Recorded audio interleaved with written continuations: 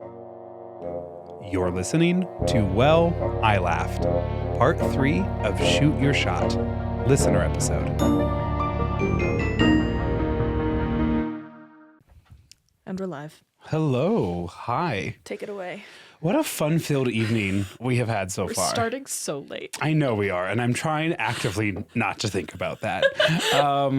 If you've ever questioned my love and dedication to the podcast, because Maya does 97% of the work, I want you guys to know that we've been here for like 2 hours already. We've had a chance to record with our dear friend Aileen and her incredible podcast that she does with Maya, People of Agency, which is incredible.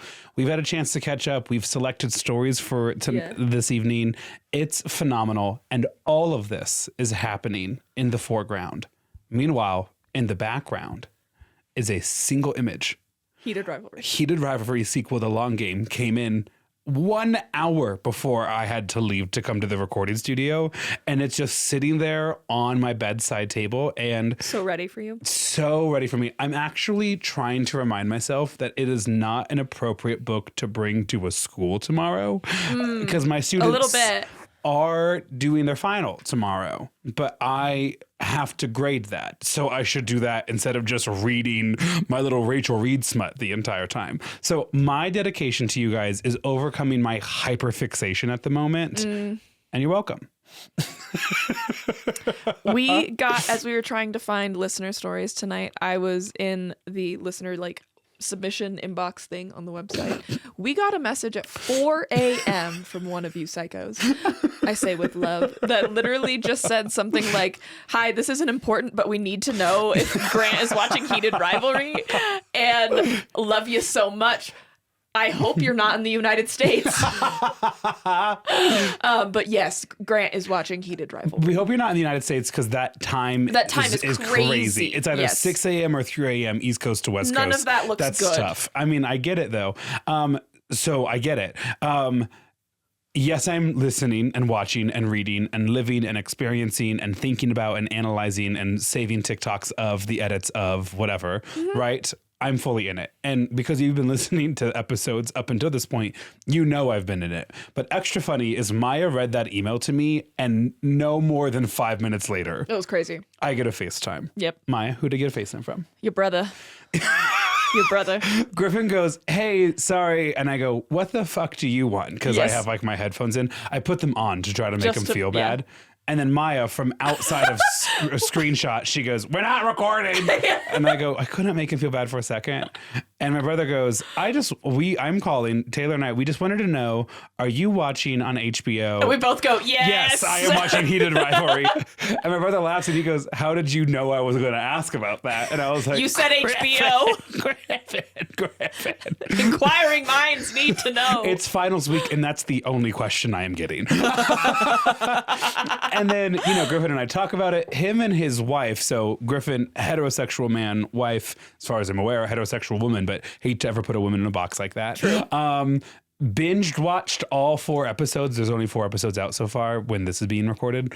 Binged watched all 4 episodes after work. And after I hung up the phone with Griffin, I was like, "Maya, I'm so glad you got to witness that." Because I do kind of feel like sometimes my relationship with my straight brother, who's a construction manager in South Carolina, is fictional. But Griffin not only had thoughts on the yearning, but he's also had critical questions for Grant as a member of the community. And he's like, how is this fitting into the larger universe of queer media? And I'm like, what the fuck? What kind of question is that? A Griffin question. That's a Griffin question. It's like almost 11 p.m. where he is. Well, yeah, because they had to watch all 4 and they, I guess, supposedly do work.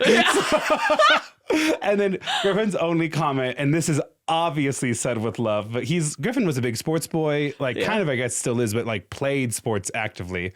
And Griffin on the FaceTime was like, I was watching it and I was like, "Oh, this feels kind of risque to say. Maybe I shouldn't say it. I'm going to say it anyways." You could definitely tell one of the actors runs like a gay guy. And I was like, "Oh yeah, no, absolutely. Yeah. That actor is outwardly bisexual. It is 100% bisexual. He runs like Phoebe Buffay from Friends."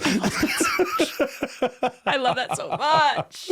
It is also, so where we are at in the release schedule is episode 4, which in the book is like the lowest point for these characters before. I mean, it's a romance book. So like there are romance. Right. So there are like tropes it will reach towards. The most important one being there must be a happy ending. And so like for there to be a happy ending, there has to be an unhappy middle. Right. Yeah. And so that's where we're at. And the edits I'm seeing on TikTok are devastating.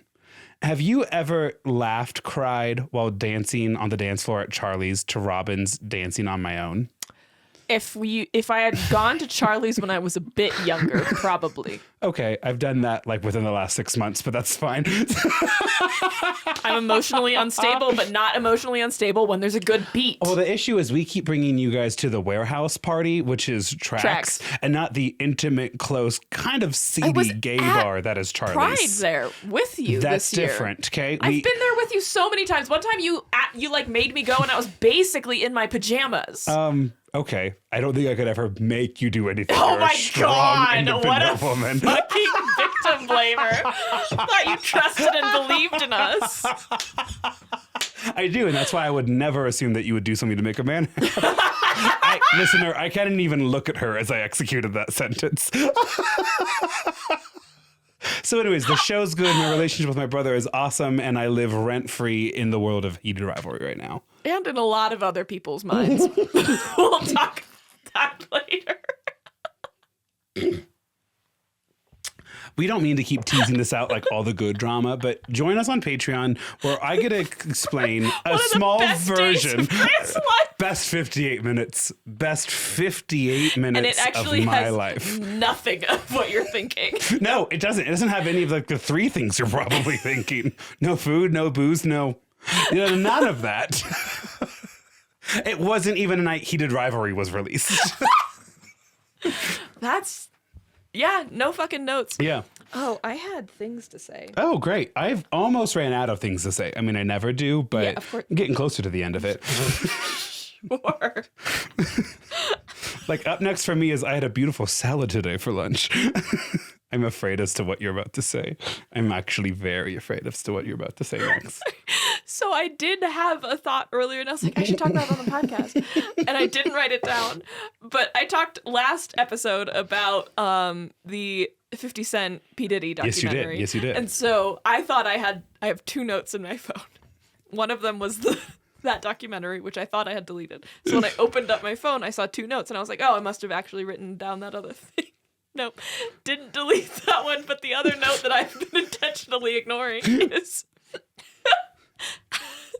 how many tacos or burgers would you eat for a free t-shirt? How many tacos or burgers would I eat for a free t-shirt? I think that's the definition of America. The answer would shock you. Stay tuned. I have an answer. Yes. How many? Well, I famously won a taco eating contest. I think the actual question was burgers, Okay. and I added tacos as an option. So thankful. So thank you for this opportunity. First, I will eat 6 tacos. They were small, in under 2 minutes to win a free bottle of tequila. And a longboard, which I just traded with Jacob for his bottle of tequila. He got second. I got a bottle of tequila, a longboard, and a backpack made out of so much leather it came with its own vial of oil to help make the zipper work. And I was like, is that leather backpack that you have? Yes. Oh, it's so nice. That I still have or used to have. I thought you still had one. No. Give it away. For tequila. 3 bottles of tequila? 2 bottles of tequila. Okay. Jacob got my longboard and the leather backpack. Okay. Did it in under 2 minutes. It was crazy. It was also 100% worth it. So at least 6 is probably my answer. At least 6. That's good to know. Ooh, second thing. Okay, friends. Okay. And I haven't told you this either. Oh, I am nervous. So in Denver, Colorado, specifically its suburbs, we have a fast food chain called Hamburger Time. Okay. Have you been to one before? Is it the yes. So I have. It's a triangle pyramid. Like it looks like if an A-frame cabin was just one story. narrower. Right. And it's very long because you drive through the center of it. Like not the center long ways, like center short ways. Right. Like I don't know how on to the explain side, it. Yeah. Like yeah. it's like if it was hailing, it would not cover most of your car kind of stuff. You know? While you're in it. And Hamburger Time is famous for chili, which is also concerning, but they sell it canned. Good, though. Yeah, it is. Yeah. Okay, so you want to know how I know about Hamburger Time? Yes, I do. Because it's very close to my high school. Yeah. That you live very close to. Correct. So I recently visited your OG Hamburger Time. Yeah. Do you want to share some experiences? That's where I went when I was big depressy.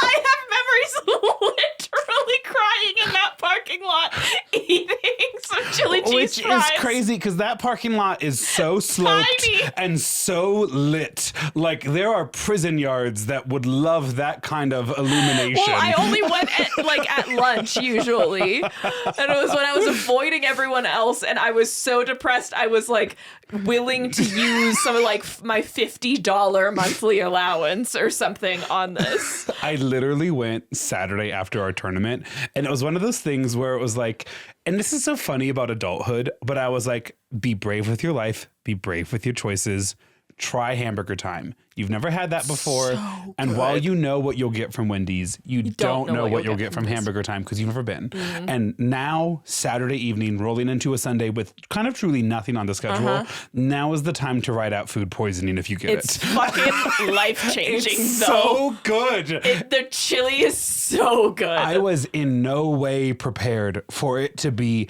half as good as it was. It's one of those things where I thought it was like an age thing, like it was a nostalgic memory. And I went back, I think, one time with Casey, and I was like so ready for it to be so disappointing. And I was like, oh, this shit lives up. No, it keeps it tight. Yeah. It keeps it tight, which is crazy because nothing visually would let you know it keeps it tight. It keeps it tight. It looks like it's actively falling apart. Everything is a warning sign, like Splash Mountain at Disneyland. Yep. It's just such a warning, but the food is amazing. So I was on the phone with Jacob and Lydia post-tournament, talking to them about life, whatever. Yeah. And I'm like going back and forth. I'm like, Wendy's, which is on my way, and like that's super easy, or Hamburger Time. And they're like, Hamburger Time, I think just once at least. Like, let us know how it is. And so I get it. It's okay. So listener, and you're like, why the fuck are you talking to me about fast food?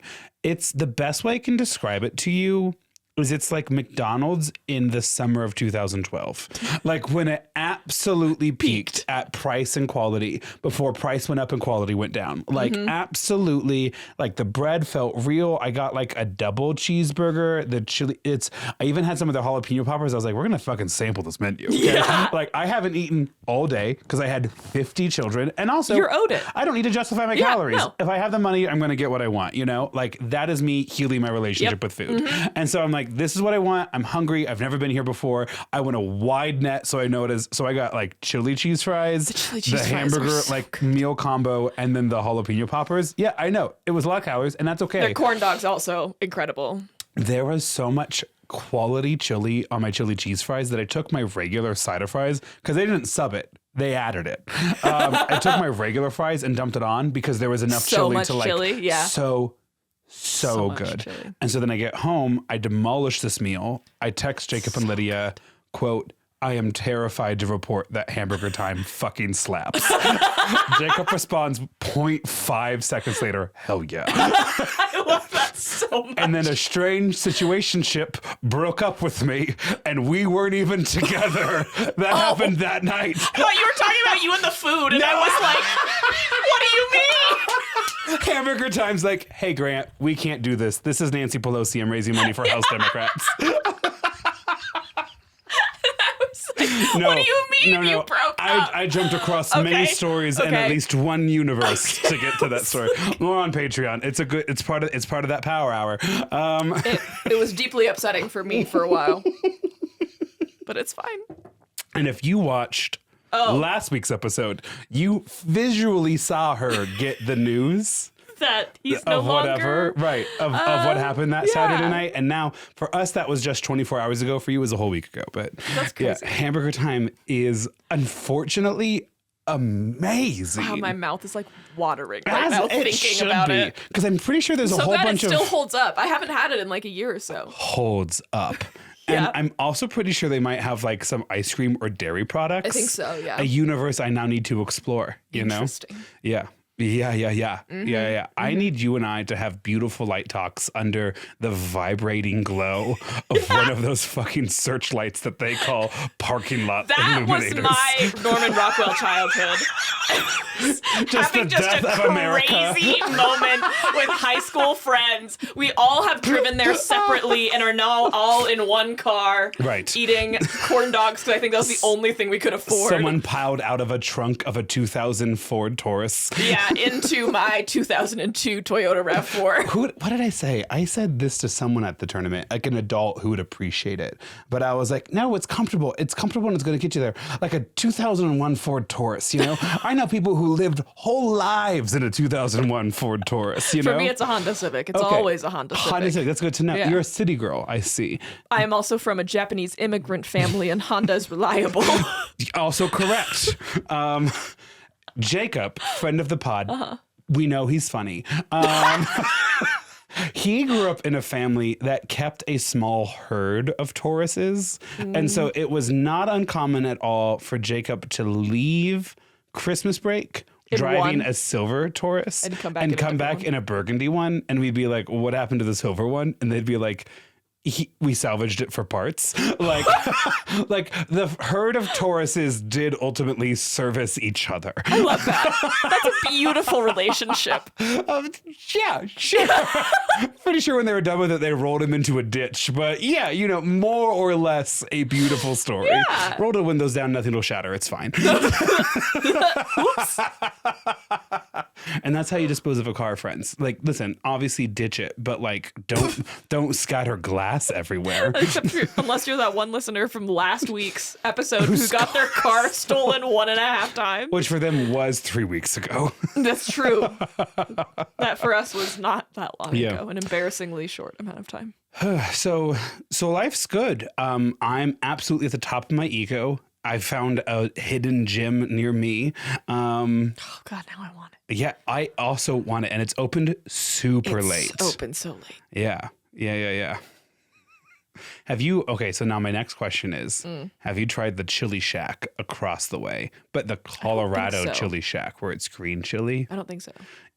You know what I'm talking about, though? Yeah. Like the white building that I think is maybe a drive-through or is a walk-up, but like has absolutely think- no inside dining. I think one of my high school friends really liked it. I can't remember. I don't think I ever went there though. And then to finish up our tour of like Yes. obscure, underappreciated West Denver food haunts. Yes. Have you ever been to Grandpa's Burger Haven? Home of the giant Grandpa's Burger. I've seen the signs. They're great. Because you know I used to live super close to there. Yes. Yeah. They're phenomenal too. I'm thinking we're getting a little peckish. I'm fucking starving. I am in my era of getting autumn squash soup from Panera Bread because I can't stop, won't stop. Maybe a larger depression sign in the subway. Yeah, but we're so close to the shortest day of the year. I can see the end. Wait, what day is the shortest day of the year? The 21st. Is or it the really? 20th. Yeah. Oh, it's that's good to this know. winter solstice. I spend almost that entire It's time. my half birthday. Is it? You're welcome. When's mine? Exactly, bitch. Wait, your birthday is April 24th? Sure. 20th? Sure. What the fuck? When is it? It's Earth Day. Right, so but when I don't is it? remember when Earth Day is. Listen, don't talk to me until you have it saved in a reoccurring event on your phone. June 17th. It's not. What is it? 19th? Oh, 16th. okay. Oh, okay. He expects me to be all cool and chill when Let he us gets rejoice and be mine glad in it that wrong. neither one of us actually know each other's birthdays. We're friends. I don't know if you know that. We're friends. Did I get the month right? Yeah, of course Okay. it's April. Well, I don't. You made me second guess myself. Well, the reason why I never remember yours is because it's rudely at the start of Pride. Or is it rude that Pride happens in Denver always on the weekend of my birthday? What happened first, Pride or Maya was born? The Denver board always deciding which weekend of June it's going to be. Okay, yours is, hold on, I'm finding it. The 21st. Wow. Wow. Is Tyler a day older or a day younger than you? Way older. Okay, April because 22nd. yes, I don't have Tyler's at my phone. He's the 20th. Putting it in now. Yeah. Aspen, I think, is the 17th. Nice. I don't know if this is good content for them at all, or Probably if they're just not. skipping straight to. We'll see. I'm literally updating my phone right now Okay. to include Tyler's. We've had a chance to gab so much that I'm afraid we've done gabbed our last gab. But let me recollect for a second. That's a fucking crazy sentence you just said. Anyway, autumn squash soup at Panera Bread is really good. I've recently discovered, and hear me out. Okay, this is gonna sound like a high meal. I don't know what to tell you about that. Okay, first of all, Not beating those allegations. Panera Bread used to have their mac and cheese is phenomenal. If you've never had it, it's like a white cheddar mac and cheese. It's so good. They used to have a broccoli cheddar mac and cheese. Used to? Yeah. Wait, really? Yes. I know how to make that. I'm sure you do, but No, I can't DoorDash their that. original recipe. What? Would you like me to make you some? Yes. Absolutely. It was all over the, I mean, it probably still is, but it was all over the internet like 10 years ago. It's actually not. It's so good. The secret is just chicken broth. They're using chicken broth. Anyway, they used to have a broccoli cheddar mac that they took off the menu like a couple of years ago. Are you kidding me? They took it off the menu? Yes, isn't that the fucking craziest decision? And my mind is actually so blown by that. What are people putting into those bread bowls? Clam chowder? What is this, Monterey? Or just regular mac and cheese, I guess. I lived in Monterey for a year. I'm going to gatekeep that. So they got rid of that, but now I just get like the you can do like a soup and mac combo, and I do the mac and then the autumn squash soup. Their autumn squash soup deserves to be on the menu year round. I don't give a shit what anybody says. Carbs, and then potato carbs, if I could, please. I don't see the problem with that. I'm like, why can't I lose weight? Because I love food. If you take a spoonful of mac and cheese and then also a spoonful of the autumn squash soup, like kind of dip the mac and cheese, basically. I hear what you're saying. They have like a really creamy cheese. It's not like coming off in the soup, you know? But it's so fucking good together. Did you see me out of your peripheral vision? It's just everything reminds me of heated rivalry these days.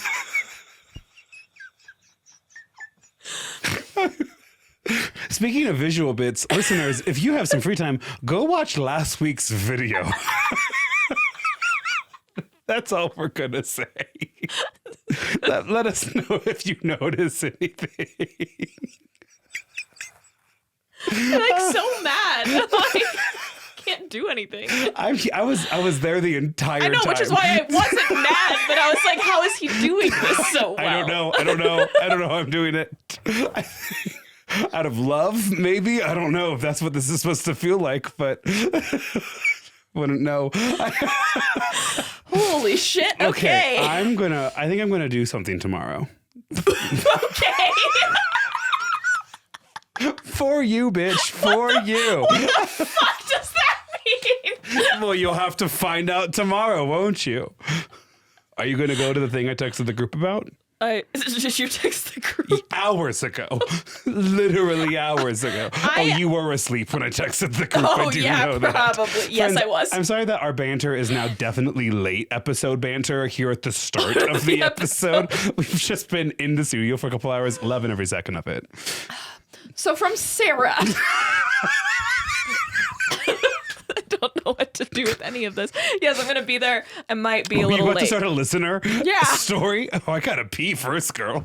You can't just jump into so it. Fucking late. Yeah, that's why I have to pee. Say it. Say it. What? Don't normalize what you just did with your chin. Say go piss, girl. Why did you sound so sad? Classically trained.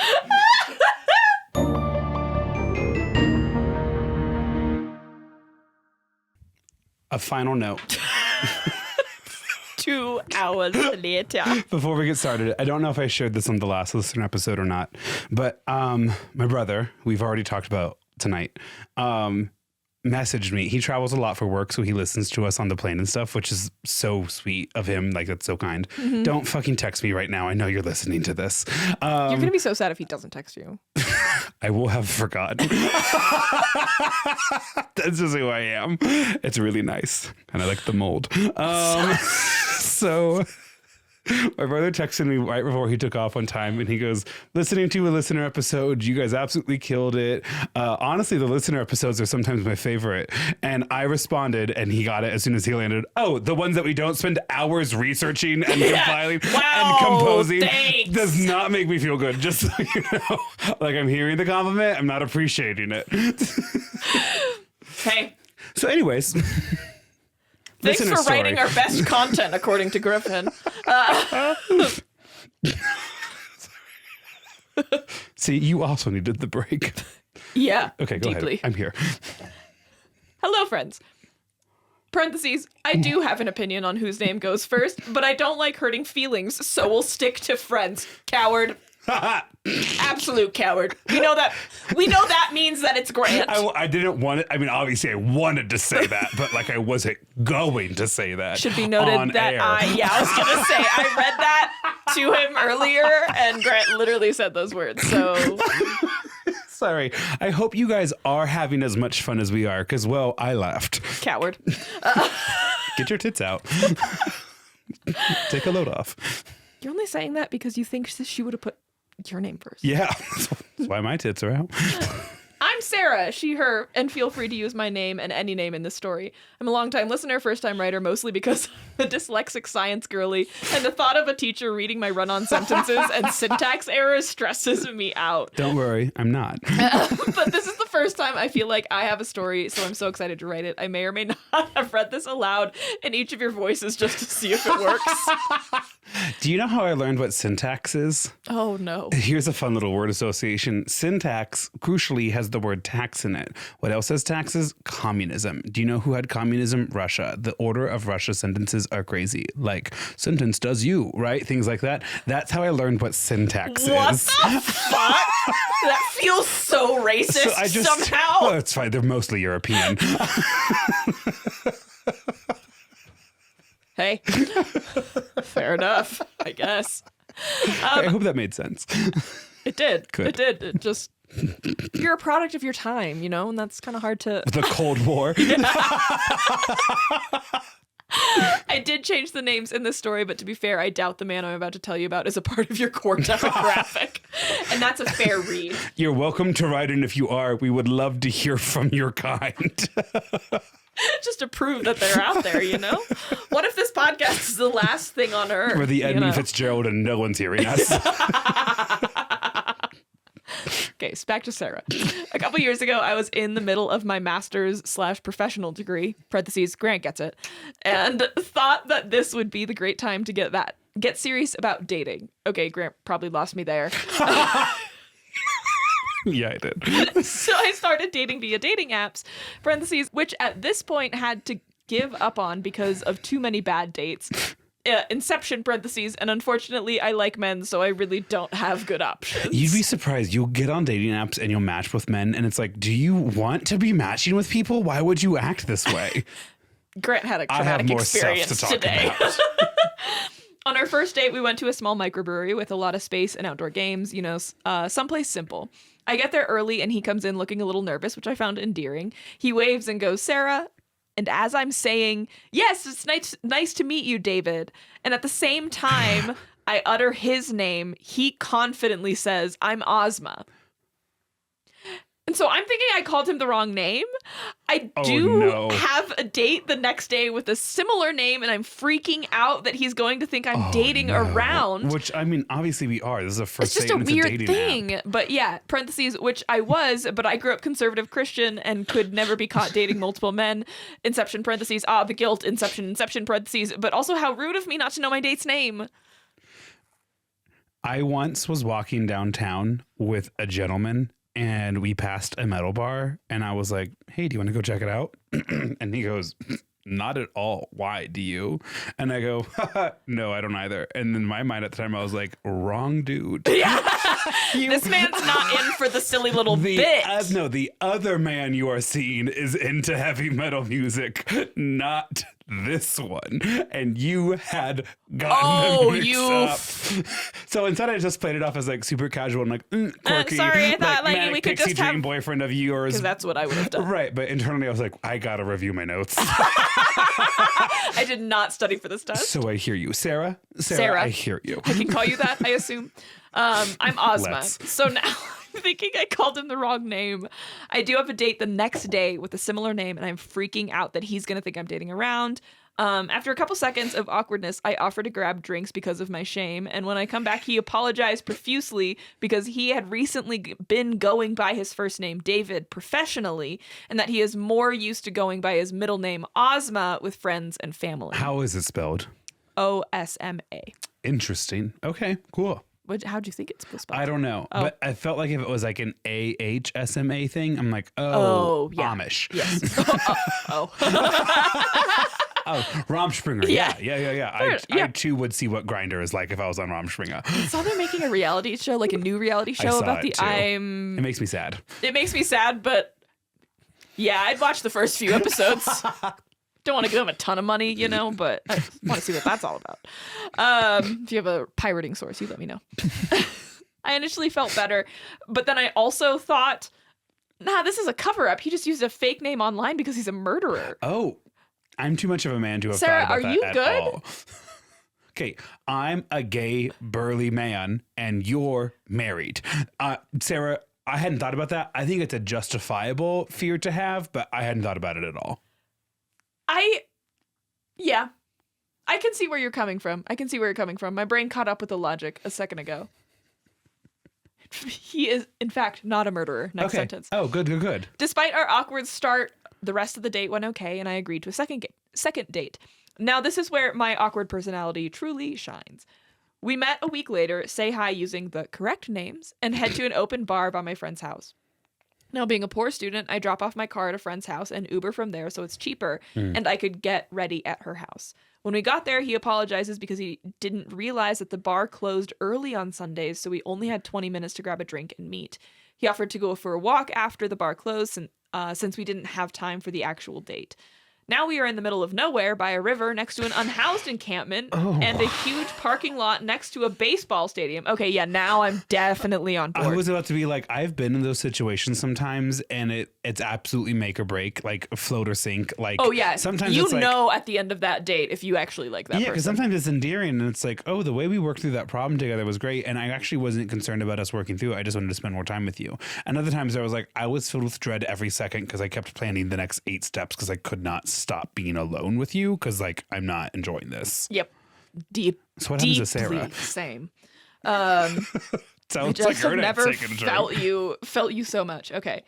Now we're in the middle of nowhere by the river. It's not the safest place to be for a post-drink walk with a man I already thought could have been a murderer. But as you'll see through the rest of the story, quote, self-preservation and bad decisions become a centralized theme for the rest of the date. We start the walk, and in 6 minutes, I'm over the date. We are not vibing, and he tries to convince me to take up gardening, for which at the time I was very much against due to a bad experience.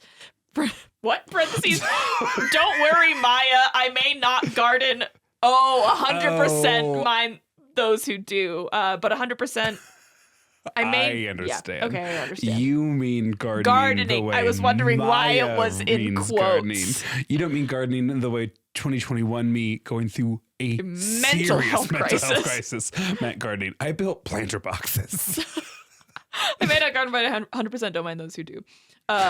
He spent 20 to 30 minutes trying to convince me on it, and I'm ready to go home. I would be too, though, to be fair. Yeah. Like, even as a gardener. Second date, don't tell me to do anything. Also, just like, don't, like, that's not necessary. Like, if someone's interested in doing that, they'll talk to you. You can say, like, hey, like, it would be fun. You should do this. Plausible deniability here. Sarah probably means weed. Some of our Patreon members take a little bit longer to solve these riddles. It's fair. We have to be a little bit more upfront with some of y'all. Plausible deniability being crucial. They haven't had their third cup of coffee yet. Which means they haven't had access to the third brain cell. I love you guys. So 20 to 30 minutes is a crazy amount of time, by the way, to convince someone that you just met to do something they clearly don't want to do. Right. Trying to convince me, and I'm ready to go home. We start walking back, and he really thinks we are having the best time. Ooh. I'm just nodding and inching my way back to the bar so I can call a ride home.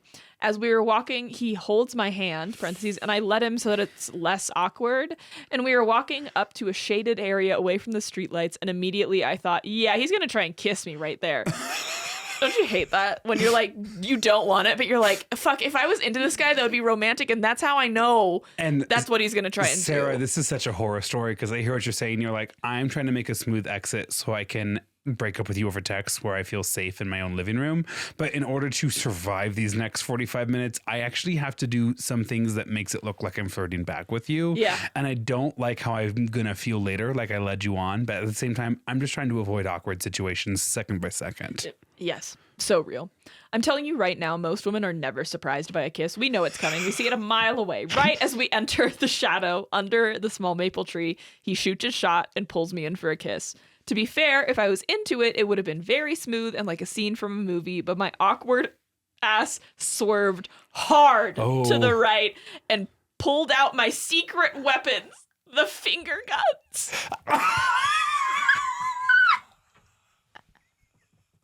And while waving those little finger guns, I go, yeah, I see what you did there, pal.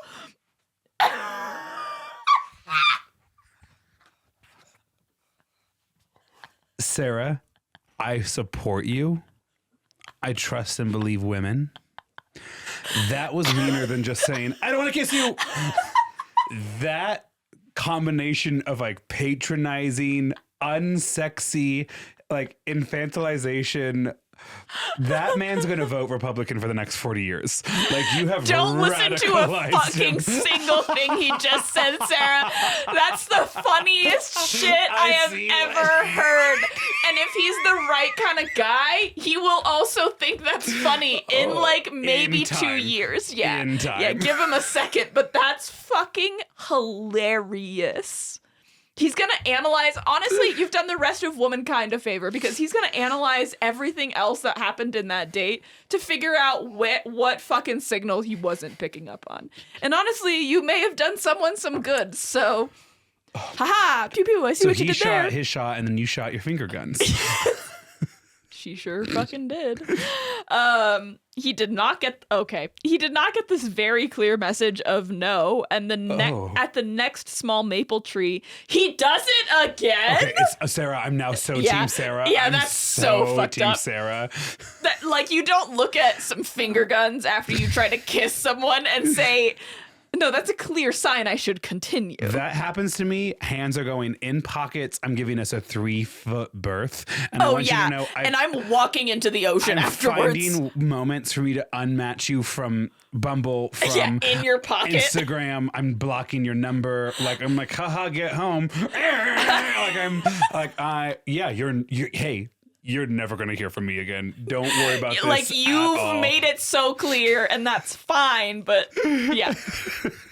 He does it again. Now, at this point, I'm trying to get home, so I just let it happen. Not great, I know. Oh. We make it to the cars, and he offers me a ride, and my poor ass accepts, knowing that he's going to try and kiss me again. Mm-hmm. We make it to my friend's house, and in order to get out of the car as fast as I could, I told him my friend is waiting up for me and I should go. He unbuckles his seatbelt, and I'm like, oh, no. This man is trying to make out with me right now. Once again, completely unfazed by my secret weapon, a finger gun. Can I just say, the benefit of being fat is I've actually pulled my seatbelt so loose already just driving that I don't got to unbuckle to make out with you. I'm on you, you know? And then after it's on it, I'm unbuckling you. You. Right, exactly. Watch out. Yeah. I can't believe I said that on air. Okay, Dommy Mommy over here. Don't say anything to me right now. Don't fucking... Finger guns, don't look at me right now. Lizard. That doesn't mean anything to them. I mean, it might. This man is trying to make out with me right now. Once again, completely unfazed by my secret weapon of finger guns. And I know I'm no match for his inability to understand social cues, so I give him a quick peck and I book it from the car. My friend, in fact, is not waiting up for me. She's asleep and there are no lights on in the house. And I know this man would wait for me to get in the house before he left. Parentheses, even though he's oblivious, he is a nice guy. And I can't let him know I lied, so I beeline it for the side gate and hid in the side yard until he left. Because his friend isn't up to like open the Lights door. off, everything's out. So funny. Weird to have a friend group where you don't all know the codes to each other's house. homes. You guys need to get a little bit more unhealthy in your dependency. How is it not just the last 4 digits of your phone number, as it's supposed to be? Yes, God intended. Or in some cases, a weird fucking riddle about one of your other friends. That one's mine. Which is why I can't fucking remember it. You're like, because there's so many answers.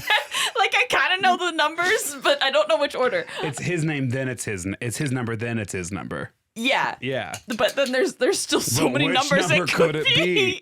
I'm going to give it a couple test runs. I can't let him know I lied, so I beeline it for the side gate and hid in the side yard until he left. I'm now in the side yard, so absolutely embarrassed with how awkward my date was that I couldn't leave until I called my roommate to tell him the whole story. That man shot his shot. I came finger guns a-blazing, and that's that. I hope you enjoyed this story of poor decisions, and I hope my spelling and syntax errors weren't too distracting. Love the pod, and so happy I get to hear you guys each week. Sarah. I'm going to pull up my story, but I'm going to share a little side story as I pull up my story, because I'm pretty sure I've shared this story before. 2012, Vietnamese restaurant. Going on a date with a man who just recently survived a car accident. His fault. Found out later, but it's fine. I think things are going well, and we're talking what our jobs are, and my job is politics. I'm literally deputy campaign manager for the state Senate campaign. And I was like, so don't forget to vote. And he goes like, oh, sure. Oh, God. And I'm like, what? And he goes, yeah, well, I'm not like registered to vote. And I'm like, what? And he goes, well, you probably also don't want me to vote. And I go, what do you mean? And he goes, well, No. I'd vote for Republican U.S. Senator Deb Fischer. And I go, what? And he goes, yeah, I'm a Republican. That's such an easy way to end a relationship. It's 2012. We don't have the right to marry for another 3 years. And you're voting for Republicans? Waitress comes, can I get you anything? I go, check please. Fortunately, because I'm a big back, I had slurped up all my soup by that point. And so, because we're at a pub place, in the parking lot, he leans in to kiss me. No. I dodge it and I go, hey, so thank you so much. I'm not super interested in seeing you again. And also, please never register to vote. And then I drive home because 20-year-old me was a bitch. That man absolutely registered to vote, if I know anything. Well, I don't know. I think the brain damage was actually kind of intense. All right, you ready to go? Okay. This is from Clara. I'm so excited for this. Dear Grant Maya. All right, fuck you. I'm Clara Coward. from Germany. My pronouns are she, her, and I'd love for you to share my story. Please note, though, that English is not my first language. Other than misspelling Maya's first name, perfect so far. Incredible. Honestly, I'm not Including mad the at grammar. misspelling. It's my just name with the Y, anymore. the Yeah. MAYA one. My favorite, honestly, if I could personally respell my own name, it would be MYA or MYAH. Oh, I actually think it needs to be MYUGH, Maya. Ugh. But like Ariana, like Maya. Ever since I didn't talking. get any traction at all on that one. My eyes went blurry. All these bits are just for you, babes. Ever since I started listening to your podcast, I had the desire to write in my family's story. I had grown tired of waiting for a theme that it will fit in. And I actually do think that then fits into the shoot your shot Knowing what theme. I know about this story, yeah, I feel like it does. A disclaimer before I begin to write. Everything is 100% true. I love that. I changed the names, but they are chosen very carefully because the names of many of the characters rhyme, both in the story and in real life. I love that you're giving us the codex to how you named these I people. changed them, but not really. You could guess. I changed, but if you know any of them, you know. Listener, heads up. I'm almost positive that this listener story is from a listener from Germany. And so She says that, doesn't she? did she I think already so. say it? She did. Very first Yeah, sentence. I was like, I knew that. So I don't know if they're going to rhyme to our American English, but maybe they do. I don't know. Not that we know the actual names. Oh, and there is a family tree attached at the end to help you track things. Oh, yeah. Clara, I want you to know he was doing his little pre-read of the story, and he was like, he read the subject line and he said, "Oh, I'm already in. We're reading this." And then he was like, "Bitch, there's a flow chart," which I knew would make her so happy. Yeah. I'll show it to you at the end. Yeah, incredible. Thank you. My family has always been big, and with all of us, there have always been countless conflicts and animosities. Hell yeah. Beautiful use of the word animosities, by the way. Yeah. I have the typical aunt that believes in conspiracy theories, and mothers and daughters in my family that stop talking to each other. But the biggest piece of gossip has always been and will always be my father, Sven. Incredible. When he married my mom, Karin, Karin, and therefore entered our family, he brought a son from his previous relationship with him. Though my brother remained in the city of Bremen with his mother, Lena, who, by the way, was not fond of my dad, as is to be expected. So her stepbrother's biological mom, Yes. not a fan of her biological dad. So wait. When dad joins her family, Yeah. he is leaving his previous family. And who is Thank you for including the flow chart. It's already so. Sven okay. is her dad. Okay, Sven is her biological dad. Correct. Sven was married to Lena. Lena Doesn't like Sven anymore. Oh, okay. And is Lena her biological mom or her stepmom? Lena is Sven's wife before he married her mom. Okay, there it is. Okay. My mom and dad took over our family business and even expanded it from an agricultural business to that of a touristic park. Okay. Sure. Okay. I think maybe we just call that like a tourist trap, but people don't visit Colorado the way they visit Germany. That's very true. To finance this, they took out huge loans together that my mother is still paying off without help from my dad. In this constellation, my little brother and I were born. We were a very modern patchwork family, but in day-to-day life, still a picture-perfect family. Working hard, contributing to the community, business was thriving. So it's her dad, her little brother, and herself. Okay. And then she already has a stepbrother from her dad's previous marriage. Right. And then in 2015, the downfall began. I was 8, my little brother was 6, and my big brother was 14. We 3 and my grandparents on my father's side did a summer vacation in Mallorca. Already so excited. Okay. Mallorca is, I'm pretty sure, a small island in Europe. Right. Sorry if I'm wrong about that. Unbeknownst to us, during prime strawberry harvest season and when the most tourists visited, my father disclosed to my mother that he would be leaving her for another woman. Oh my God. My mother's Holy name shit. is Karin, Karin. Right. Okay. This woman's name, Katrin, Katrin. Oh my. Men will literally. Yeah. Yeah, they will. She was the ex of his best friend. What? Sasha, the best man at his wedding. And they had been together for roughly a year already. Oh my God. Having a long distance affair. Oh my God. Katrin and Sasha had been together since the 90s, and they had 2 kids together as well. So my mother knew Katrin and Sasha very well. That's literally the way I would not be joyous. The way I would Lena Dunham my dad's story to make him the worst human you've ever possibly witnessed ever. Whenever a human experiences this and doesn't make their parents look like an awful villain, like, I just don't understand. Yeah. She's our girl here, Clara, she's 8. She's 8 when all of this is happening. So like, I would never forgive my parent if they did that. No. So when we came back, they had quietly initiated a divorce. Yeah. And my dad started sleeping and eventually living in a holiday flat, which Europeans call apartments, in our own house because he snored and her mom was like, get out.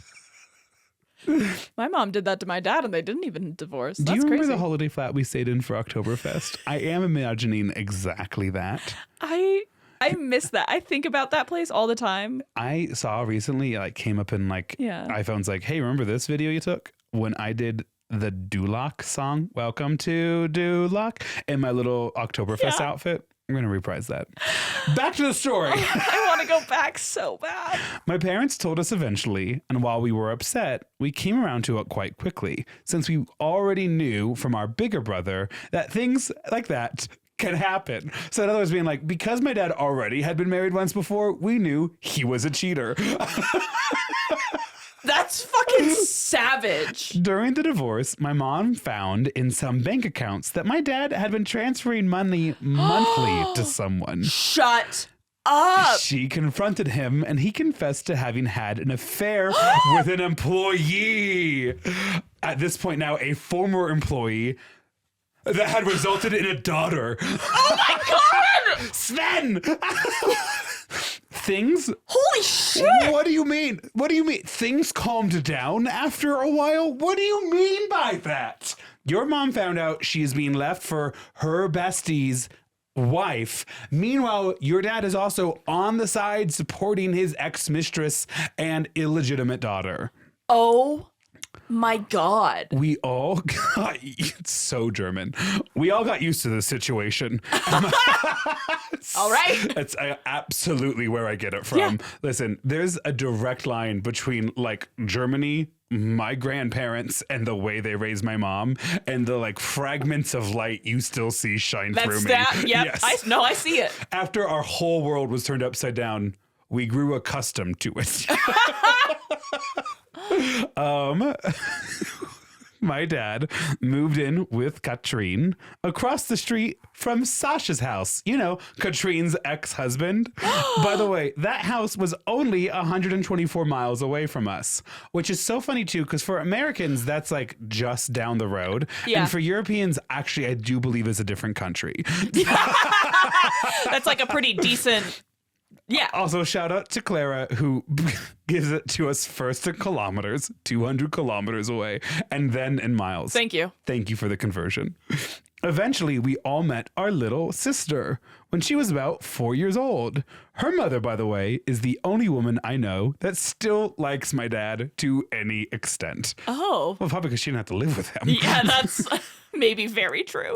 In the summer of 2021, I moved another 124 miles away across the country to my dad's at the age of 14. My little brother stayed behind, and my big brother finished his schooling.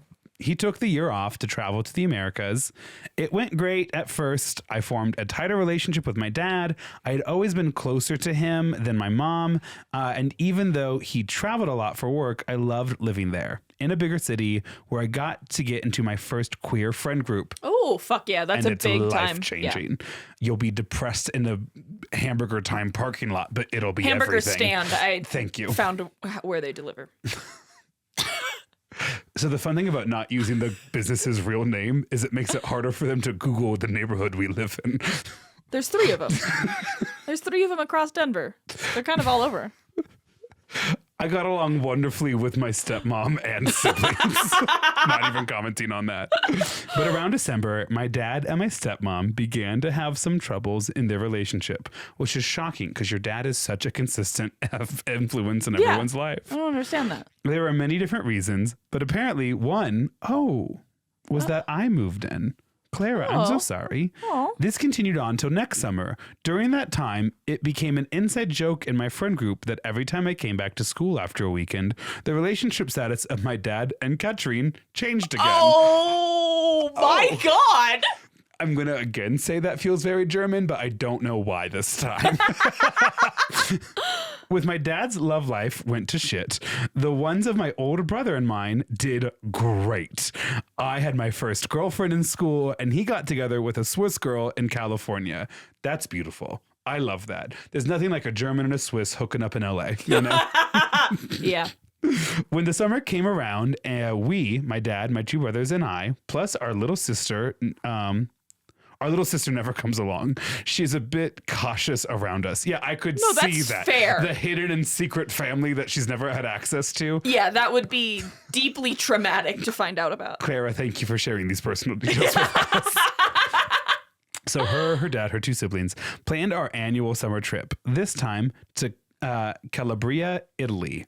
While planning, he sat me and my older brother down to ask us if we wanted to bring our partners along. but we declined because all of us siblings rarely got to see each other. And we didn't know how many of those trips were going to be possible in the future. Cute. Also, like for a high schooler, like so Just a well very thought mature out. response. Yeah, that's German. Rule of 3. I'm done. During the 2-hour drive, I love that Italy is just a 2-hour drive away for you guys. I'm jealous. During the 2-hour drive on day 1, we stopped to eat pizza in a mall. I'm sorry, with Italy 90 minutes away, that feels wrong to us. Imagine being like on my way to New Mexico for green chili. I stopped at Hamburger Time. Over the meal, he then started a conversation around the lines of, quote, yeah, you kids know that me and Katrine had some rough patches recently, but hey, don't worry about me. I invited a different woman, Gwen, on this trip. The ever loving fuck. She will fly out to Naples with her daughter and will pick up there. They'll have a separate house and all, but before I really end things with Katrine, Shut the fuck up. Shut the fuck up. Shut the fuck up. I want to know how me and Gwen work together with his children on the trip. He's like, I'm test driving things with Gwen before I end things with my existence. What a healthy role model you guys have in how adult relationship should work. It's actually so calculated that I understand the motivation and absolutely not how you're supposed to process those emotions. Do you think her dad's attachment style is avoidant attachment? Hey. And if that hadn't been fucked up enough, I knew her. What? No. Gwen No. had sat with us, my stepmom, me, my dad, and Sasha at dinner. So it had been Katrine, Sasha, her dad, and Gwen. Okay. The world's best, most uncomfortable dinner. At Sasha's girlfriend-ish companion. So Sasha's now seeing a new woman. Okay. So she's there. And Sven is like, here's Katrine, the woman you used to be married to. My daughter, Clara, and Gwen. Incredible. The writers of The Office could never. Oh my God. She was one of the women he frequently met with when he and his on-off girlfriend were off. And by he does, I think, means Sasha. Most of the time they met us during an off period. Claire, I wanted to clarify something real quick. We're not confused because your English isn't good. Your English is perfect. It's in this perfect. email. There's just a lot of people. And we don't know who's sleeping with who because of the nature of. And that's actually the best part of the story. I'm scrolling to the flowchart real quick. Okay, Sven is connected to a lot of people. Oh, okay. Yep. Okay. So Gwen, the flowchart is actually really helping right now. Gwen had been connected to Sasha, and Gwen is now also connected to Sven. Okay. It's actually really well. I want to know what app you use to get the flowchart ready. Actually, this is very well done. Luckily, us 3 siblings were used to the idea that our dad should be held away from women at that point in our life. But what annoyed us tremendously was that he had purposely not brought our partners to spend time alone as a family. So they're like, we're here for family time, and you're test driving your next marriage. Yeah. That's crazy. Now, this holiday started as well as it could under the circumstances. We met the 2 of them and spent time at the pool. Us and her daughter, Louise, got along well, and we spent many nights alone at our house while Sven and Gwen went to theirs and bonded over the escapades of our parents because Louise had a family history just as colorful as ours. Oh my God. Gwen, on the other hand, was not our type of person. With her daughter, we could have a nice conversation, but she was a little dumb. Quite rich, therefore didn't really work. Just not our vibe. Oh, so that's a dream. Gwen is dumb and rich. Good for Sven. Gwen's daughter Louise. Yeah, the easiest way to live. Be dumb and rich. Gwen's daughter Louise gets along with Clara and her older brother. Because they've had a similar family relationship. Clara, I am saying this as an American. I don't know what this would translate to in like a European, especially a German culture. I hope you're in therapy. Not like for you, but just to kind of iron out what a relationship is supposed to look like. I hope you're in therapy. I second that. Or at least have someone to talk to about this, because this is fucking crazy, dude. And you have a flow chart. And it's super helpful, It's actually for this. It really is. And then at some point, we had enough. At a rare time when Gwen and Luis were away at their own homes, we told our dad that we wanted to spend some time only with him, and that we were not okay with the fact that he used our family holiday to cheat on Katrine. Yeah, I think that's a fair boundary to have. Our family, my immediate family, would have gotten to that way quicker, but I'm glad you got to it. After that, we saw less of her. And when the time came to drive home, I told my dad that I didn't want to live in the same house as Katrine while he was actively cheating on her. Yeah. And I knew about it. I think that's fair. You actually came out more unscathed than I thought you were going to. I gave him the ultimatum that he either needed to tell her about the affair while they were on holiday in Greece. Yes, they did plan that during their turbulence. Holy shit, that's crazy. Or I would when they returned. So, in other words, Sven goes on a vacation to Italy with his 2 children, comes back, goes on a vacation to Greece with Katrine, his wife at the time. The Europeans, man. They're really living it. They're doing need to it move. Right. We need to get over there. I think this only really kind of works here in Denver, maybe like we can find a Denver Chicago. equivalent. Okay. Yeah, we'll figure it out. I went straight to my mom's with my little brother. During their holiday, I checked in a few times with him, asking if he'd told her already, and he told me that he did. Well, sadly, that sounds like a lie. Not directly. He strongly implied that he had, but really he just said that, quote, they'd had a rough holiday and that they were working through it. Oh. He also told us that he had deleted each other's numbers and they would try it again with her most recent girlfriend. So, when school started again in September, I believe that he had told her and that she, for some miracle, had decided to stay with him. Jesus, that's just fucking crazy. I mean, we've all been delusional, so I get it. Some of us more than others this week. But, I regret nothing. But when school started again in September, I believe that he had told, I said that. But I never spoke to her about it. I didn't know how I would even start that conversation. And the relationship went on as it always had. Some rough patches and some good, until December 6th. Oh my God. When they got into a fight so big that she threw us out. We rented an Airbnb a few villages away. Again, I love Europe. And stayed there. Oh my God. The next day, I came home from school. And who sits at the kitchen island in that tiny flat? Gwen. Shut up. At that, this is so iconic. This is so iconic. At that point, I was a bit tired, so I just accepted my fate and spent an evening with them watching Top Gun. That's the most American thing you've said, I think. There's actually so much to what you just said. Wow. A week later, he had made up with Katrine, and we moved back in. Bitch, what the fuck? On the 30th of January, I was visiting my mom for the weekend when I got a text from my stepsister informing me that Gwen had just showed up on our doorstep. It was then that Katrine really got to know about that affair and the holiday in Italy. So we moved out again. Oh my God. Coincidentally, to an Airbnb house just 200 meters or 650 feet away from Gwen's house. That's so chaotic. This time, it lasted roughly a month. In that time, he met with Gwen, broke it off with her, met with Katrina, and they made up again. What? Katrine, you gotta stop. She trusted love. One more time. Meanwhile, Karine, original OG mom, bio mom, is like, thank God I'm just running this strawberry tourist trap. We would love to visit. Yeah, honestly. One could imagine now that my and Katrine's relationship suffered under these series of events of being kicked out, moved back in, kicked out, moved back in. Yeah, I would agree. But the opposite was true.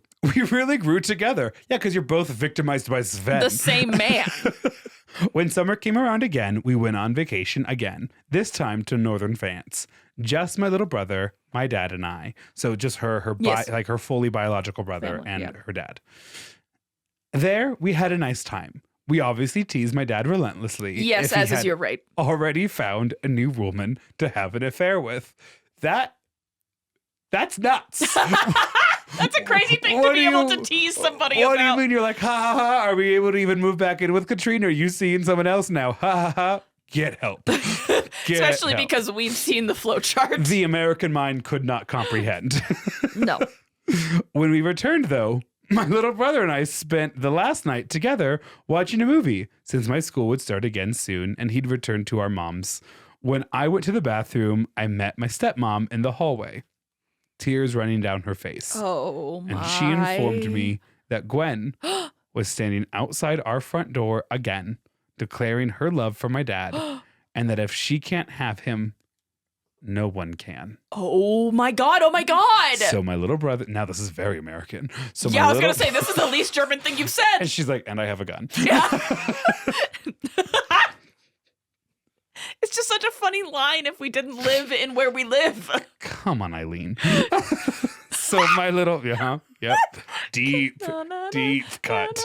So my little brother and I go out. What? My little brother and I go outside because we want to know what's going on. You and your brother, you're going to be so tight when you get older. God, you're going to have the craziest relationships. Yeah. There we are faced with the situation that our dad had left with Gwen, leaving us behind with our stepmom and our two step siblings.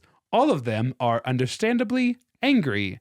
It kind of turned out to be a pretty funny situation since we all ended up on the porch smoking a cigarette together, because what the hell are you going to do in that kind of situation? That's leave. German. You're going to leave. And you're smoking cigarettes. Like, your brother's 12. Like, what are you talking? What are you talking about? So after I expressed to my dad that we didn't appreciate being left there, we called some people and I left with my little brother to my mom's to calm down. There, I made the decision that I'd move back to my mom's for my last 3 years of school, since German school requires us to do at least the last 2 ones at the same school. I wanted to finish school and write my exams in a stable home environment. So far, I've not really regretted my... So far? Are you 18? We're used to 26-year-olds writing into us. We are the emotional support rock for a lot of people trying to navigate their 20s. What do you mean you're not out of school yet? Maybe she means college? I don't know. Who knows? I haven't regretted my decision because the relationship of Katrine and my dad has not really calmed down. And he now lives part-time in Kassel. That is 170 miles south from where he used to live. The moral of the story is, men are pigs. Yeah, they are. But whatever happens to you, please find some kind of humor in whatever it is. Oh, and if you ever watch a movie, or better, a musical, that resembles my story, me and my siblings would have sold away the rights to our story and made a fortune off of it.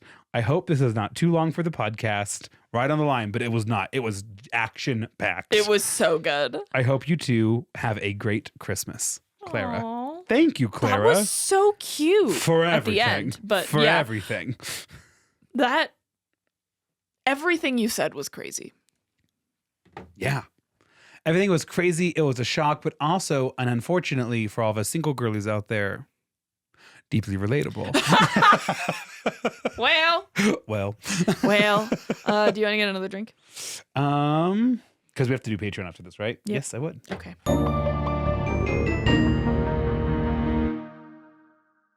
Pronouns. She, her. Name. If you use it on the pod, we'll use Anna, my usual pseudonym, in case you're wondering why I have a usual pseudonym. From interning in a prison. Nice. Side note, there's they took interns. Wild correlation between lack of education and crime, which is an entirely different topic, but teachers are really doing the Lord's work. Maya, you also do the Lord's work. I'm editing the podcast. Dap me up, Maya. Dap me up, Maya. Fucking thank you. I didn't even see that compliment coming. That was beautiful. You're welcome. She said, I also do the Lord's work, though. Yeah. So... You build the prisons. I keep them out of it. Okay, I also edit That was fucked up. podcast. I'm sorry. That's what she was crediting and you for. Also, I literally don't build prisons. What are you talking about? It also just fully came out without any fact checking. I know. Your eyes processed it after it left your mouth. That's what makes me a great debate coach. Don't know what to say. Jesus. Stand on truth. I love Ray. I love you so much. Anyways, hi, Grant and Maya. Grant spelled Grant. What? Parentheses. If I put Grant's name first but spell it wrong, it feels like it balances. Grant. Thank you so much. Grant. Now you know how it fucking feels. No one misspells Grant. Go ahead and pronounce that. Try to pronounce it. Grant. Don't gaslight me right now.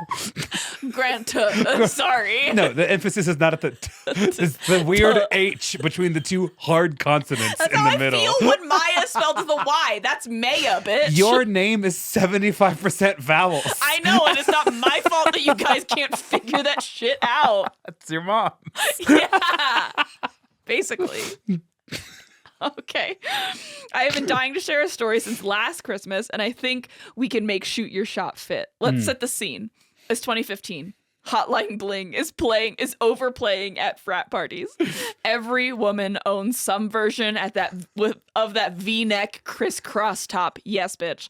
Yeah, Listen, we all do. This is a great summer for me. I need you to know that. I still own a couple of those crisscross tops. I refuse to sell them. They're still kind of cute. I don't know. I don't really wear them, but they sit there. The Snapchat dog filter has an unhealthy grip on society. Yeah, and that needs to be studied. Do you know what I didn't realize until way, way, way later? It was also making people's skin look better. Oh, and that's yes. why they were using it. It was, and also adding some makeup, honestly, I think, to the eyes. I'm dumb. Like, I was just like, damn, all y'all look so pretty. That's why. The Snapchat dog filter had an unhealthy grip on society, and I'm in my senior year of college, and I'm having an absolute hoe phase. Parentheses, hell yeah, girl, get your tits out. I love you. Mm-hmm. Hot again. Fast forward to Christmas Eve. I'm home for winter break in a rural Midwest state. Parentheses, like mail isn't delivered to house. There's no internet, and bears knock the satellite dishes off of the front porch. Oh, rural. So this is Dakota or Montana. Okay. It's north enough. When I get a phone call from a man I'd been casually seeing. A phone call? That's the craziest thing you've said. I mean, it's 2015, right? So I guess. He assures me it's urgent and he needs to call, so I put on my winter clothes and walk outside into the snow to a spot where I have enough service to call back. I get it. I have absolutely done this exact thing before. Yeah. Not in my own hometown because I come from like civilization. We had like Dunkin' Donuts, but like I visited people. I've done that in the mountains, honestly. He explains that someone else he had slept with had just found out she had chlamydia. So he went in to get tested and he had also had chlamydia. So, parentheses, you know where this is going. I, too, probably also had chlamydia. I'm sorry. That's so funny. You're like, hold on, let me trunch out. And you're like in like pajama pants, boots, heavy coat, pajama shirt on underneath. And you're like, what? I have chlamydia. I gotta go. It's like the so sorry. The comedy special of Caleb Huron. Yes. At the end, he's like talking about how he likes to pull those pranks whenever he gets a phone call and just says it's like someone absolutely outrageous. Like, oh, it's my agent. They're probably offering me this role or whatever like that. And just be really annoying. So he got a call. He goes to take it. And he legitimately finds out, what is it? A parent dies? I've never seen this skit from him before, but I'm laughing. I think it might be him. Maybe I'm thinking of a different comedian, but he legitimately finds out his parent dad dies maybe or something. I think it's his dad from his stand-up special.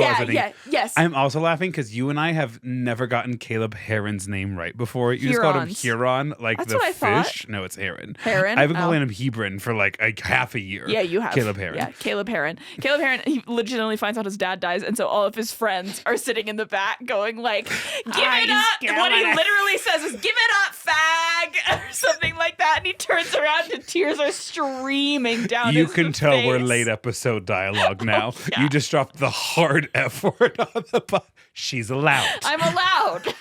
I'm of the community. She's heard if I can make a decision. You definitely are part of the community, and to have heard so much heated rivalry discourse from me, you're honorary status this week. Thank you. That feels good. Dear reader, oh yeah, remember she has chlamydia.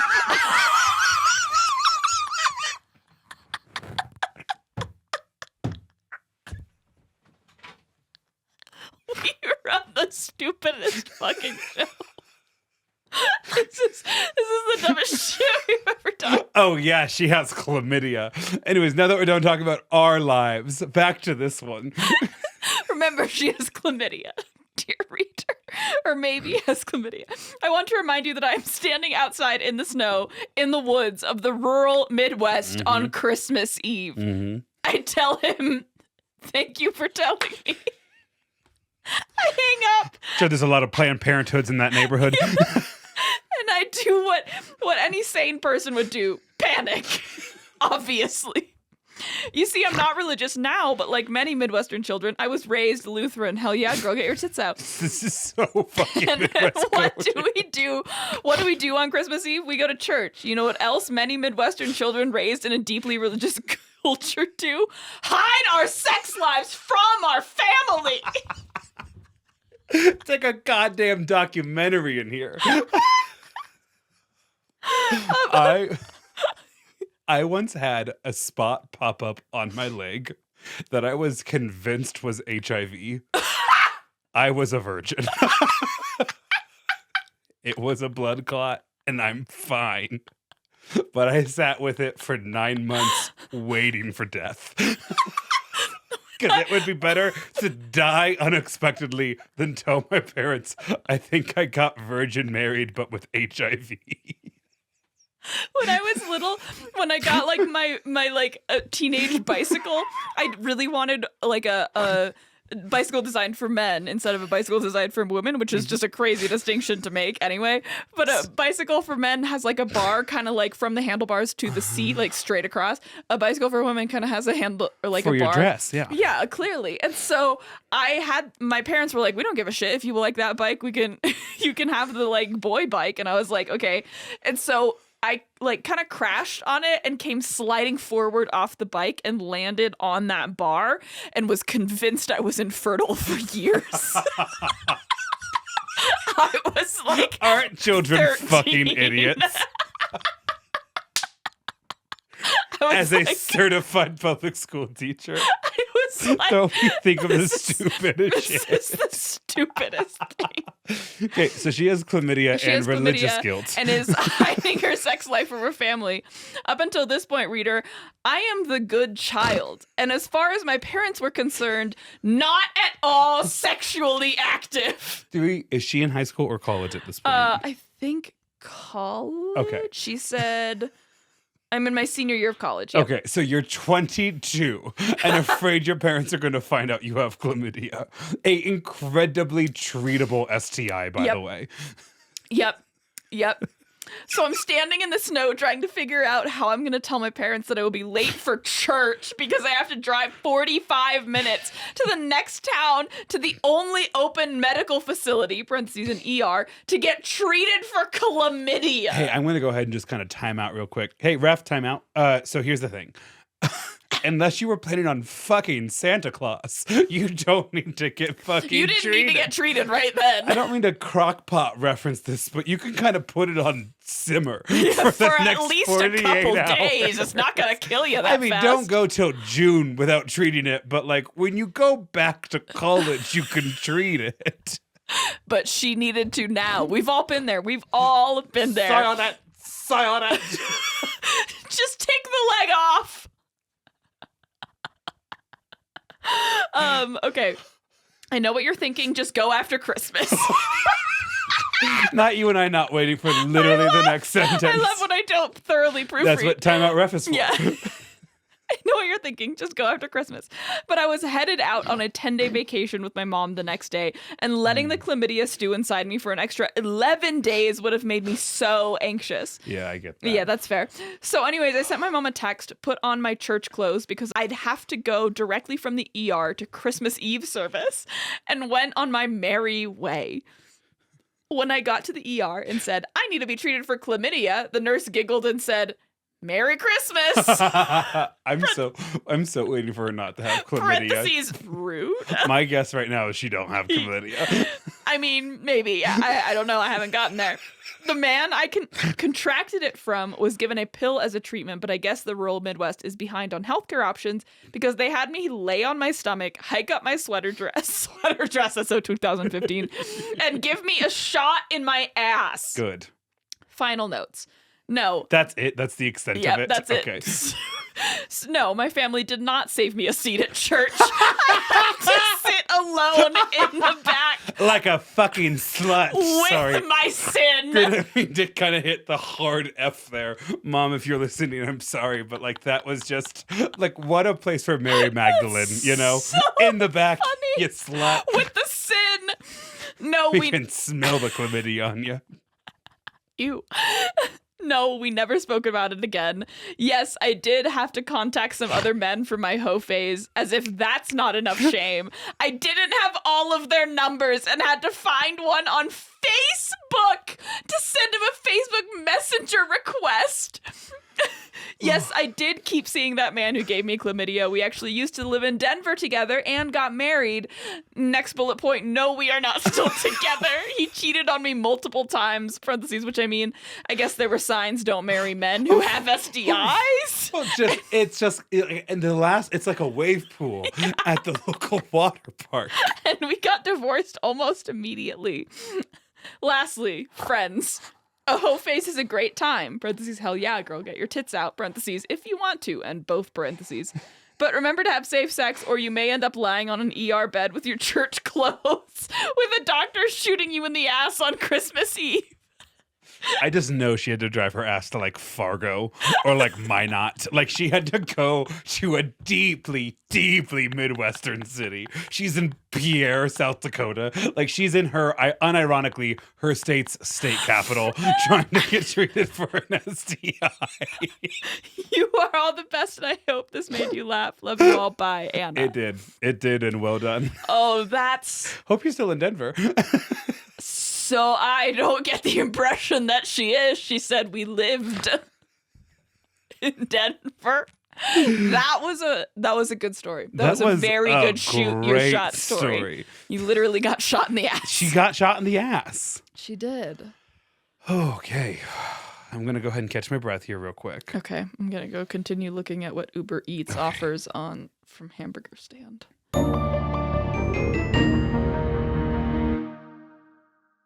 Subject line, shoot your shot. Yes, there is a meet cute. Oh. First sentence. Hello, friends. I have dreaded the day I have to choose, so I won't. Be nice to each other, or I will turn this car around. Please do. Let's. And take us to Hamburger Stand. Please. For the We're love begging. of God. I have so many stories of shooting my shot as a bold, read autistic with an... autistic with an inability to read the room. Adolescent. Yeah. It was hard to narrow it down to one, so I'm telling two. As a treat, one is a harrowing tale about a high school one-sided delusion, and the other is a meet cute. You can pick whichever is more entertaining. I trust you. Savannah, I picked both. I picked both. I had no say, Savannah. Don't blame me. Oh, good. My name is Savannah, she, her, and you can use my name. We are so, smiley face, we're so used to you guys just saying you can use your name. We kind of forget to check. So this is just a fun reminder. If you don't want us to use your name, you need to say something. Because we're giving social security numbers out. But also say that it's okay for us to use your name or else we will make up a probably very generic white name for you. This is the fun. The first one, story one. This is the name of a Taylor Swift album. Oh. The Football Player and the Emo. Oh. It's that music video where she's holding up the whiteboard. A thing all girls and high school boys have is easily access to whiteboard markers. Or was it maybe It was like a poster. It was like a big sketch pad looking thing. You hitting your little antler ears during that? I'm making these videos unusable outside of the holiday season. I just know for a maybe we post it in June. I just know for a fact Patreon's going to be the craziest shit we have ever said to each other. It's because it's going to be so late. Okay. Story 1, the football player and the emo. When I was a junior in high school in a small town in Texas where good girls married oil-filled men, oh God. Oh God. I was odd. I had a flair for the dramatic, some would say, varsity choir, making strange art, and emo boy bands were my entire personality. I attended a weekly comic book club, which was really code for teenagers ne'er-do-wells hanging out with a middle-aged man in a crappy strip mall. Oh. Yikes. I mean, I'm there, though, I can like see Oh, it. 100%. Yeah. Ne'er-do-wells and all. Yeah. Parentheses. Problematic, but that's a story for a different time. End of parentheses. And occasionally talking about comics, but mostly just being away from our home lives for a night. At this comic book club, all capitalized, Incredible. sometimes there would be lock-ins. Did you ever do a lock-in? Oh, yeah. Describe your lock-in experience. At the church, Crazy already. That Yeah. churches were like, let's take all these pubescent teenagers, We lock did, them in, lights off. lock-ins Right. with the church. Like, we would just stay up super late, and the parents would usually pick us up at like 11. You never actually had to sleep at a lock-in? I think I did. It may have been once, but the ones that they did like on a more frequent basis. I was never picked up early from a lock-in. It was always a 5 a.m. pickup. Yeah, I think we maybe had one, or maybe it was at there was a lock-in and my parents didn't let me spend the rest of the night. Like, I just stayed until the events were done or something. Lock-ins are just crazy in general. Yeah. I did a lot of them between church and Boy Scouts. Yes. We stayed at the downtown YMCA once for a lock-in, which is actually super cool because at 1 a.m. you're running up and down stairs like a madman because your little tiny teenage body is not emotionally regulated at all whatsoever. And it's my dream. I'm surrounded by men in the middle of the night. And by men, I mean peers my age. I deeply remember playing like some version of like Murder in the Dark or something.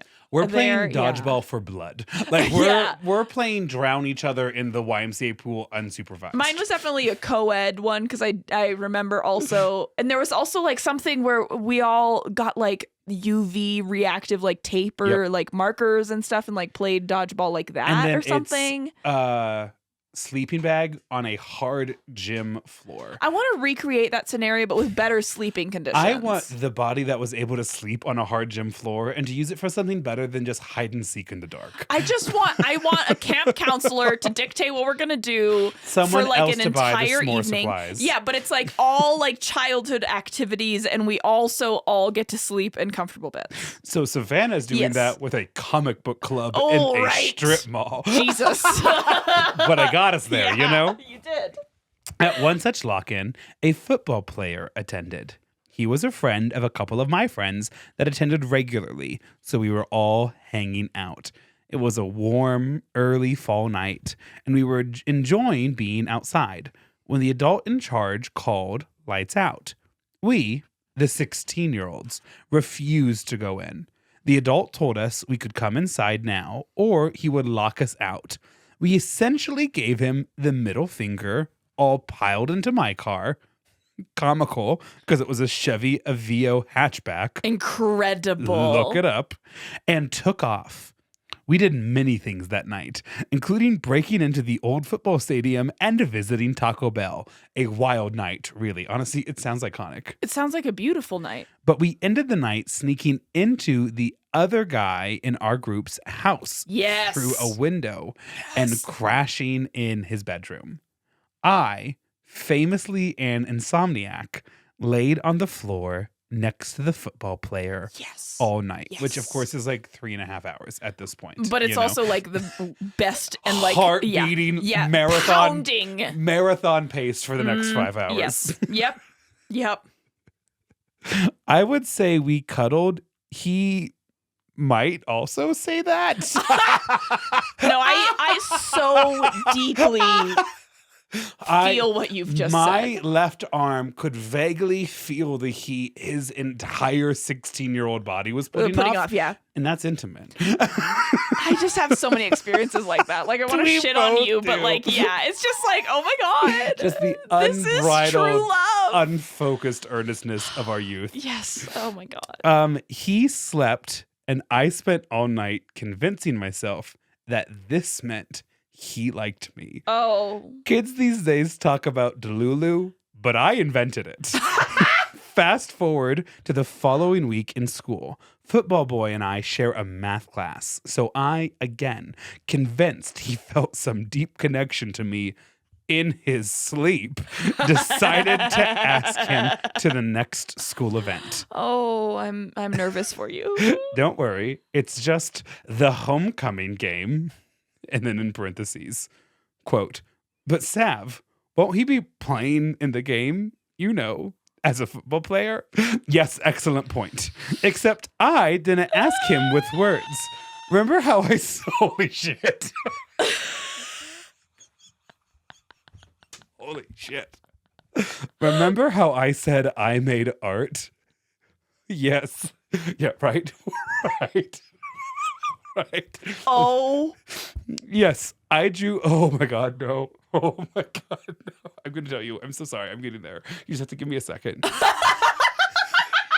Savannah, how are you alive? Yes, I drew a picture of us laying on the floor of the other boy's room together. I drew the room in full detail and drew his arm around me. I would walk into the ocean. I would walk into a fire. I don't know what inside of me thought this was a good idea, but I wrote something along the lines of, quote, we had something great last weekend, and I know you are playing the game, God. But will you go to homecoming with me? Truly poetry, I know. Oh my God! And I folded it up. I did all of this in class instead of paying attention, of course. Instead of handing it to him, I watch and wait for him to go to the bathroom. And then I very nonchalantly walk to his desk and place it there across the room. Oh, no. In front of the whole class. No. Thinking no one would see me, I guess. Oh my God. Savannah, I'm so sorry. I'm never going to recover from this secondhand embarrassment. Anyway, he opened the note, then gently closed it and pushed it aside and stared straight forward the rest of class. He's not internalizing anything. Spoiler alert, he did not go to homecoming with me. I love the naivete of youth. But on the it's beautiful. But on the bright side, no one ever said anything to me about it after. And in high school, I feel that is the best you can ask for. End of story 1. I'm going to take a sip.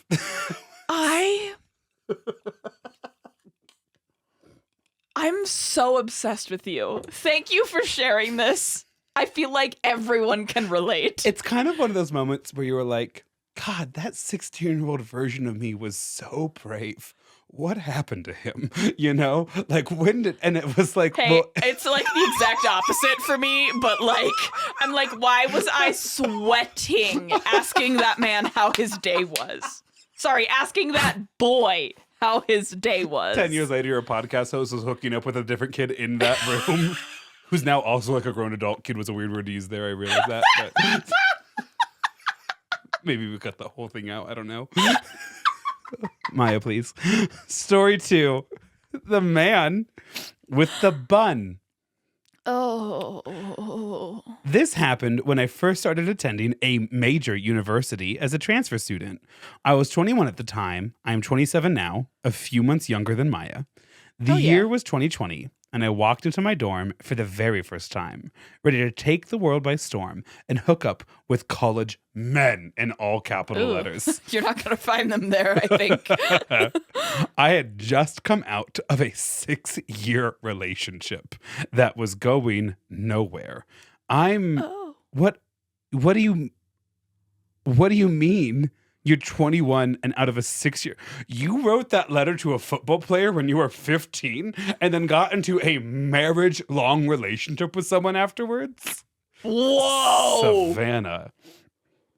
As I explored my new home, my eye caught one particular man sitting in the common area talking to his other friend.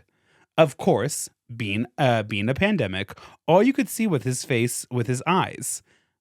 But they were the most piercing blue and were especially shocking against his very dark, long hair, which was pulled back into a man bun. This is very important. You gonna grab it later? At the risk of sounding like a romance novel, this man was as if he had studied my type and designed a perfect model. Oh. Which I'm sure was not in plenty supply in your small town in Texas. Yeah.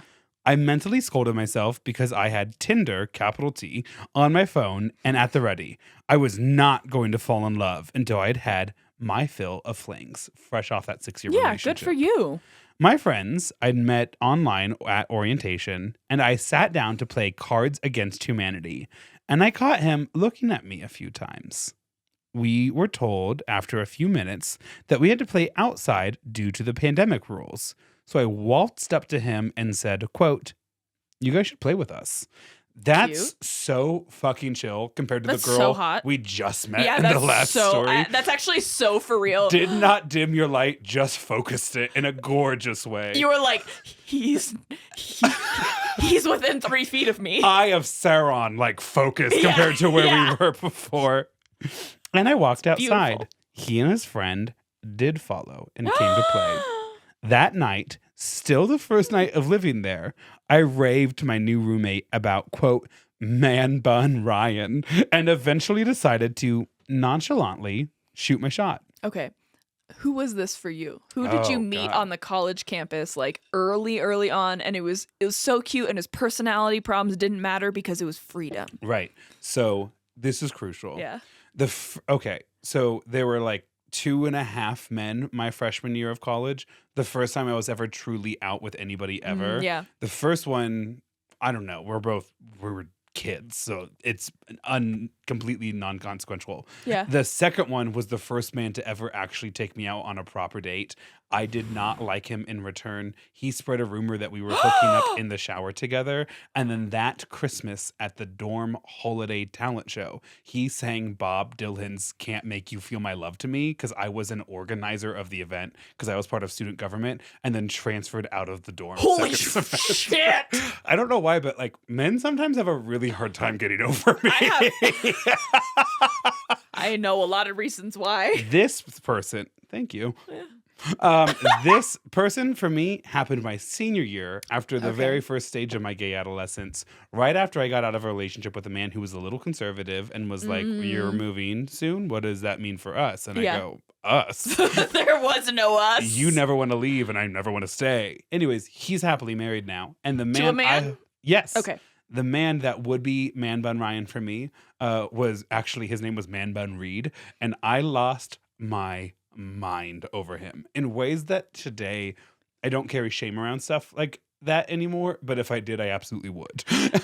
Who is that for you?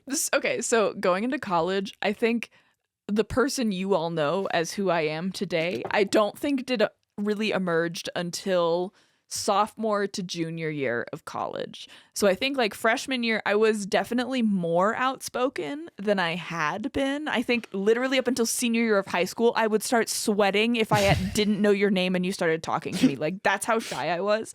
And then I like was president of my choir, so I had to start talking to people and I got like a little bit okay with it. And then once I started doing event planning was when I really got okay with talking to people. But freshman year, I'm in that weird middle ground where I got like this confidence, but like nothing to back it up, Okay. you know? So I had my same fuck you attitude. Is this ribs? Is ribs happening right now to you? Um, Ratio induced bitch syndrome. When there's so few women on campus, you believe you're Athena. I don't think I've ever had the confidence of ribs. Never say I don't listen. No, you Never do. say I don't listen. Don't act like that didn't like resonate deeply Oh, with you. yeah. Yeah, right. Yeah. So fucking funny. But I think I had some of that like fuck you attitude where I felt like I was like sassy and like had all these like deeper relationships with men that I don't actually know really existed outside of like my they like all wanted to sleep with you, and they're like, haha, they all think I'm so interesting. no, in that like I don't actually know if they noticed me, but like Oh. I was confident and felt like they did. Like What a that weird was the and weird middle unexpected ground. side of the coin. No, that's the weird middle ground is where I was like, I wasn't really saying anything, but I was sure they noticed me half the time because I know they did, but like I did nothing to, like no real reason to be yet. Sure. So one of them, This is your man bun, Ryan. there's like maybe two. Okay. One of them ended up rushing for a fraternity that I knew very early on. I was like, no, not doing that shit. Yeah, and also he ended up doing like a lot of drugs, and then I met him a couple times after the fact and like deeply hated him. And then I met him after college. He's super lovely now.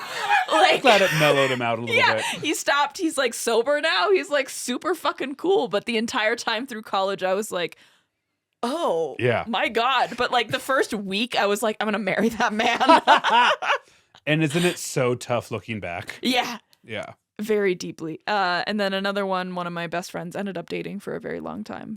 I'm going to say this because I know I don't follow my man bun. I'm not going to say his name a second time. You'll have to go back and find it if you want to. I am positive we don't follow each other on anything anymore. At the time when we were hooking up, he was so out of my league. And I actually think it's reversed a little since then. I don't know. I've only... The events of the Power Hour that we're talking about in Patreon inspired me to go look at some of my former exes or whatever. You. And I found this man bun person, and I was like, oh, okay. I'm fine with this script being the way it is. Back to Savannah. Beautiful. Yeah, it really was. Because this, I'm going to go do that after this. This man wrecked me. Yeah. That's my very first ex in high school. Is that for me right now? Like he was very attractive. He was the one I was a senior when I was a freshman. He's like very attractive. He was a good looking guy. And like now he's like fine. This man, 6 months after we broke up because we both moved away after college, is slow dancing with me on New Year's Eve back in Lincoln. And I'm like, I've missed you. And he's like, I have a boyfriend. Back in the town that I moved to after college. But this is really nice. And this intimacy is fun to revisit. Yeah, if you want to know why I am the way I am. Girl. There's a lot of reasons. For so many years. Don't fucking act like I don't know. It's your relationship with your mom, your brother, your dad, your siblings, work, and yourself. Food, Anyways. Okay, where am I? Okay, so Savannah's story. I want to get a time check on this. I think we went 7 minutes from the last time I mentioned anything about Savannah. I stopped looking. That night, still my first night living at this college, I raved to my new roommate about man bun Ryan and eventually decided to nonchalantly shoot my shot. Which, by the way, no way to nonchalantly do that. And as soon as you embrace that, then you will shoot your shot a lot more. That's such a fucking lie. I've been so good at shooting my shot subtly. Sure, but everyone knows a shot's being shot. It's actually just the confidence of not caring what the response is. Or you're just kind of flirty with everyone, which is what I did. Okay. So you're hot. Congrats. Thanks. On a sheet of notebook paper, I wrote my Snapchat. I wrote a note about how he and his roommate were really cool and made sure to address both of them so it wouldn't appear too desperate. Or just like, you're a slut, but that's or like, fine. You're really confident. I once had a student who would write his Snapchat on every single whiteboard in every school we ever competed at. And I like legitimately had to go check some of his competition rooms sometimes to after make sure he they was weren't done. There. This obviously I'm not going to name like the actual Snapchat of a person, but it was essentially dessert emergency was like his Snapchat. It was recognizable.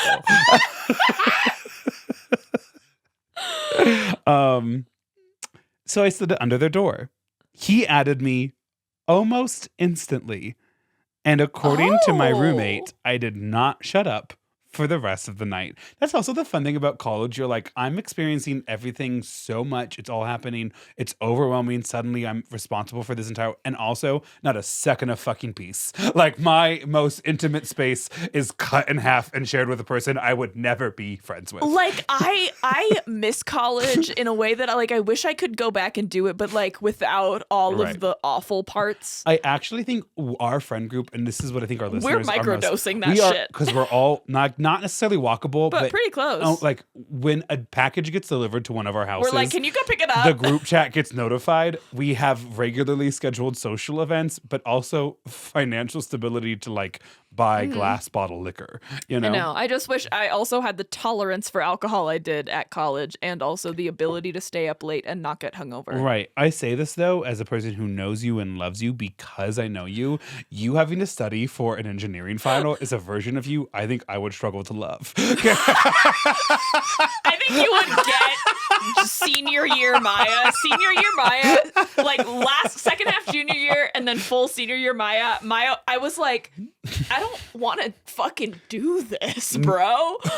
Meanwhile, junior year on, it's this. This has That's been refined. so crazy. It's been refined, but junior year of college, I'm drinking half a bottle of wine, knocking out an English paper, finishing the bottle of wine, fuck you. proofreading. I'm a humanities major. I make more money than you. Yeah. One time I had to have one of my roommates sit with me and delete emails in my inbox because I got too overwhelmed because I Meanwhile, was crying. I'm down to 2 unread emails, and I'm going to have 0 when I go on winter break, and I am salivating. Oh, I'm going to have a lot of unread emails, but they can all suck it. Some of them are like automated notices. I just want that to be out there. But also Work. everyone else is on vacation. So whenever I send emails, they're like, hello, I am on PTO with limited cell service, which is a fucking lie, by the way. When you see limited cell service, you know that person has a work-life balance. So actually, like, respect them more a little bit. But I just pre-read the rest of this email. oh, no. No. I did not shut up for the rest of the night. Okay. It was at this point I knew it was too late for me. I spent every day and night with him. And, anyways, it's been 5 years, and his name is still MB Ryan, stands for man bun, on my phone. Shut up! Also, we're engaged. Love the pod. I hope my stories weren't too much. They were just right, Savannah. Send us a wedding invite. Oh my God, yes. Oh my God, that'd be so much Okay, fun. we've gotten a lot of wedding invites, and we love you all. It's just been all so sudden that we haven't been able to figure it out. So Our schedules are legitimately kind of hard to coordinate. But like, we like getting the wedding invites because We it's do. so cute. What do We you mean our seriously- listeners are getting married? We have seriously considered every single, like we sit down Deeply. at a table and we look at our calendars. and we're like, can I make it to upstate New York? What do you mean you're going to be in London that Yeah, weekend? what does that mean? So send us an invite, Wait, or but don't. that's so cute. Or but just also send- we'll be what? whoever you want. What? Shut up. That's I'll so kiss her. cute. Could you imagine? Me? What do you? Get away from me! Don't touch me. I have floss. You calm down. Listen, you should be scared of how much you would enjoy it. I have a hamburger stand on the way. I love you. I want to take you away from all this. Anyways, you're engaged. Yay. Yay. Love the pod. I hope my Congrats. stories weren't too much. Despite what it looks like, I really tried to keep them short. You did. You did a great job, Oh, you Savannah. did. Yeah, they were very well written. I've been listening since your 4th or 5th episode, and you guys are like old friends to me at this point. You've been with us for years. I am a teacher, and my sister is an engineer that lives 14 hours away. And I especially love listening when I'm missing her. Oh, wait. Okay, And that's my brother sweet. called me earlier tonight. I'm drunk. He's tearing up. Actually, extra, especially the catch-up sessions. Cute. At the risk of going on for another 25 or so multi-clause sentences, I hope you guys continue podcasting for a very long time because I love y'all. Happy holiday season. I hope you laughed, Savannah. We did, and We the plan absolutely is did. to be podcasting for a while, hopefully. So The plan is to be podcasting for... No, I'm kidding. The plan is fuck up. absolutely to be I'll kill you in your sleep. And you can because you know how to get to my door. I Something think. all healthy friend groups should have the access to. I've managed to successfully open your door, I think, this many times. Interesting. Shut the fuck up. Well, great. social media, we're there. Yeah. Patreon. Happy New Year. Oh yeah. To those of you who made it to here, this is our New Year's episode. This I'm is not a sure. 7-hour-long listener episode. I don't know. swear. That's what it feels like anyway. We still have 2 Patreon to For record. you. Yeah. No, we love you. Happy be- New Year. gonna be Hope shorter 2026 Patreon is episodes. better than this. Sure. Only up from here, baby. Or further rockier rock bottom. But who knows? You do, because you're closer to than we are right now. What the fuck? Social, okay, that was darker than I meant to be. Social media, there we are. willilaugh.com, willilaughpod@gmail.com. We don't know the themes yet. I kind of actually know my next 2 Do you? themes. Yes. You want to say them? No, because it's your theme next. I know, but you can still say like Okay. your next one at least. The next one's going to be Liar Liar. Liar, liar. Is it 2 after? So, because I need to. I have my story picked out. It I goes just have you, not picked out liar, the liar, name. you again. Yep. And then I'm going to hold off on formally like naming that one, but But we'll you see. kind of know what it is. Yeah, it depends on part on what your themes are going to be. Oh, okay. Don't have that many stories. Request this on Cameo. Yes, Cameo. Yep. It's still not too late. We will be together for New Year's Eve. That's so true. if you want to make an emergency request, it will be one of the rare occasions Maya and I are in the same room when that happens. And go to Patreon for the juiciest gossip of your entire life, which we're about to record right now. Hell yeah. Goodbye. Love you. Bye.